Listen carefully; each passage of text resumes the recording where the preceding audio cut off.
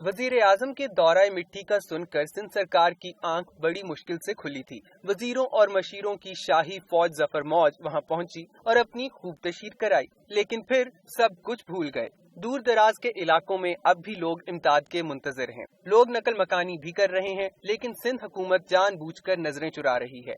वजीर आला सिंध के मुआविन खसूसी और महकमा रिलीफ के सरबराह ताज हैदर ने कराची में मीडिया को बुलाया और सूरत हाल पर ब्रीफिंग दी, लेकिन यहाँ उन्होंने एक नई मंतक पेश की। बड़ी हकीकत ये है, और आप सब हजरात यहाँ पे मौजूद हैं और इस इलाके में आप घूम फिर रहे हैं, कि कोई एक भी मौत इस वजह से नहीं हुई है कि खाने को ग़िज़ा नहीं थी। वजूहात हैं। एक वजह ये भी है कि सर्दी के महीने में 2 रातें ऐसी गईं कि जहां 0 टेम्परेचर पहुंच गया था, और ये जो क्लाइमेटिक चेंज आया है इसमें जो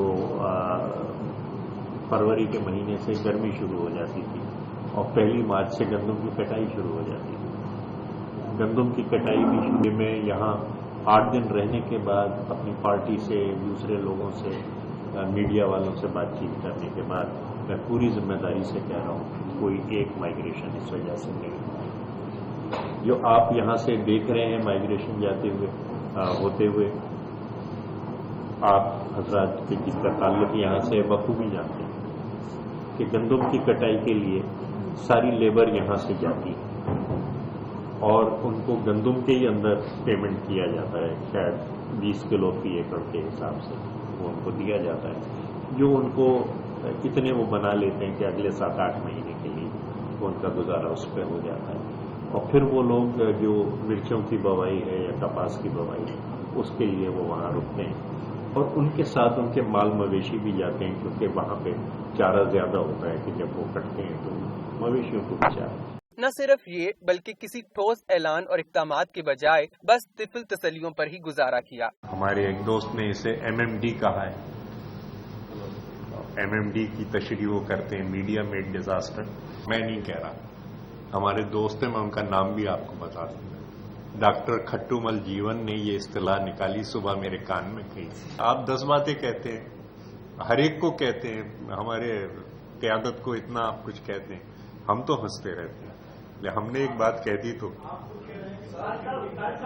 और हमने जो बात कही उसमें शायद थोड़ी बहुत हकीकत है। उधर शर्जील मेमन कहते हैं कि मुतासरीन की बहाली के लिए अगर तरक्कियाती बजट से कटौती भी करनी पड़ी तो करेंगे। शर्जील मेमन साहब, पता नहीं तरक्कियाती बजट में कमी के बाद जो रकम आप अलग करेंगे वो कहाँ खर्च होगी। लेकिन यूसुफ रजा गिलानी तो यहाँ तक कहते हैं कि जिम्मेदारों के खिलाफ कार्रवाई की जाए।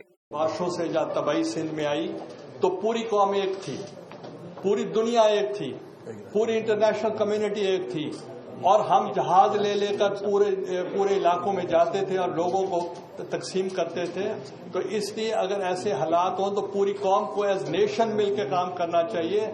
और जहां तक पीपल्स पार्टी का अभी आपने जो थर की बात की, हम उसको कंडेम करते हैं और उसकी इंक्वायरी होनी चाहिए। सियासतदानों के बयान अपनी जगह, लेकिन यह हकीकत किसी से ढकी छुपी नहीं कि अगर बरवक्त इंतजामात और इक़दामात कर लिए जाते तो थर में हालात इस कदर खराब न होते। वजीर और मशीर अब भी अगर ख्वाब गफलत से न जागे तो आने वाले दिनों में सूरत हाल मजीद संगीन होने का भी खदशा मौजूद है।